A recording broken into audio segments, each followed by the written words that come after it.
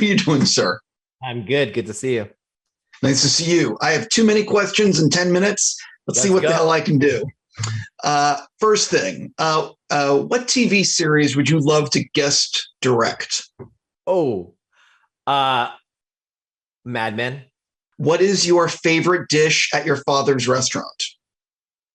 Well, I like boring dishes, but it's the lobster garlic noodles. Those are pretty good. When did you feel like you made it as a director that you would continue to book projects and you made it? I felt, maybe not that I made it, because I don't know what that means exactly, other than I knew that I belonged here and I knew what I was doing after Now You See Me Too. Was there any chance of that thing being called Now You Don't? That's an ongoing joke about, now you see me, now you don't. We tried very hard to call it Now You Don't, but the marketing department, this is true, said we don't like the word don't in a title. And we're like, this is like the perfect literal title. And they were like, no, we're calling it Now You See Me Too. I'm like, can we at least give it like an extra word or something? But no. I've always wondered that. Listen, I like my heart when I see that, because I'm like, yeah, we should have called it that. I agree.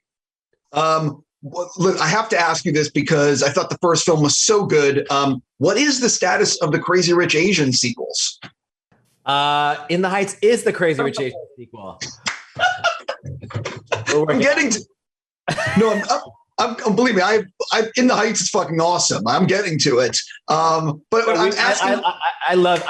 We're working on it. It needs to be great for us to drag everybody back. There's no way I'm coming back unless it's great, and it's getting there. Got it. So you don't have scripts that you're happy with yet? We have scripts that we're working on in progress. I understand. How did working on the Step Up films prepare you for making In the Heights? It introduced me to street dancers of all styles, ages, places that they're from. They became some of my best friends.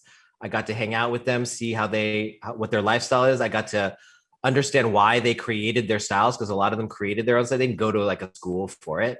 And I got to know them at the most human, personal level. And I got to learn, because of us working together on side projects, that a camera can ruin their storytelling, and a camera can also help and enhance their storytelling if we were both if we knew what the storytelling we were trying to do together, and that we could do great work together. And so for me, this language of movement in the Heights was imperative to understand how we could use that. And then you add music on top of that, and lyrics and song. I felt like I had already done a lot of experiments of how not to make it a performance, but instead have it come from the spot that it originated from, which was through them. One of the things I think the film does so well is the filming on location. I think it adds just so much to telling this story. I know this had to have been a battle to film on location. So can you talk a little bit about the battles you had to overcome to make it happen? Well, the good thing is, when we got out of the Weinstein Company and Lynn's Hamilton had become so big and Crazy Rich Asians was hitting, it became very clear that we could dictate that we were going to be shooting in Washington Heights no matter what. So we didn't have to battle that much ultimately. Of course, once we got there, then you're like, is this actually possible? Can you close, when you're in an intersection, you have to close 2 blocks on the left, 2 blocks on the right, 2 blocks to the north, 2 blocks to the south. Like, that's a giant swath of people to shut down their parking for. And, we worked, we through Lynn and Louise and the whole community, we sat down and had a long conversation with them about how to make it right. I'm assuming that the people in the community, and correct me if I'm wrong, they had to have also looked at it like, this is a great opportunity to highlight this community and to raise the profile. I'm sure people are going to see the movie and want to go there and see where it was filmed. Maybe. And I'm not sure everybody wants that, to be honest, after the Joker stares. So there was a piece of it that was like,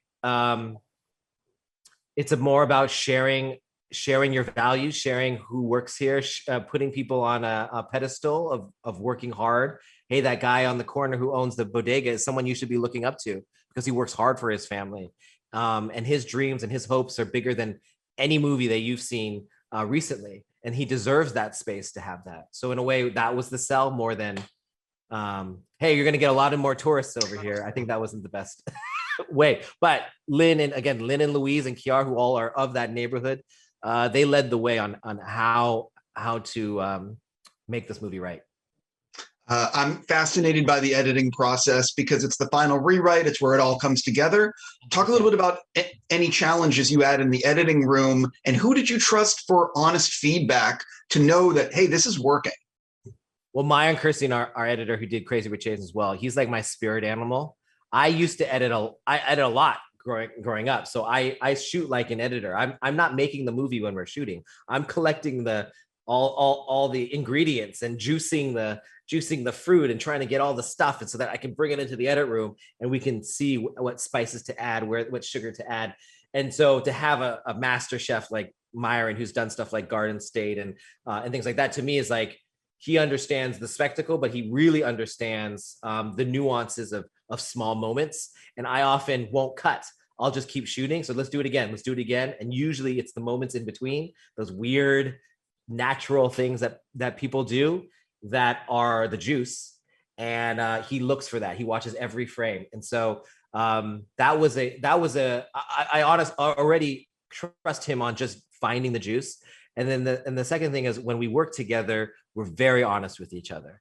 I can see something and I can get granular, or I can challenge him and say, I don't feel for the character by the time he walks out of this room.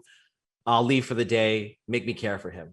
And he can do 4 different versions of how much I'll care for him. And we'll zero in on the one that he does. He loves to cut. And we know the power of the edit. So changing the order of stuff, and we did some of that stuff in the movie, makes a huge difference. And we had it on the wall, and in the wall we had even before shooting, instead of just the plot points, we had the emotion. So this is yearning, this song's about being alone, this is about connecting. And then we'd have every department come in, and I'd say, this scene, even though it's about him doing this and that, it's actually about yearning. So you guys use your art to tell that part of the story of yearning, and that was really helpful for us in the edit room. I think that's also one of the reasons the film is so special. Being honest, I definitely have to ask you, how has your In the Heights experience maybe prepped you or helped you shape what you want to do with Wicked?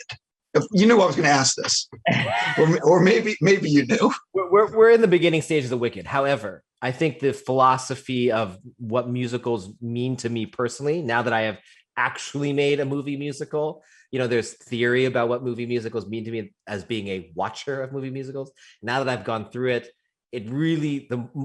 what really has hit me is the power of music and why musicals exist in the first place, because when words aren't sufficient.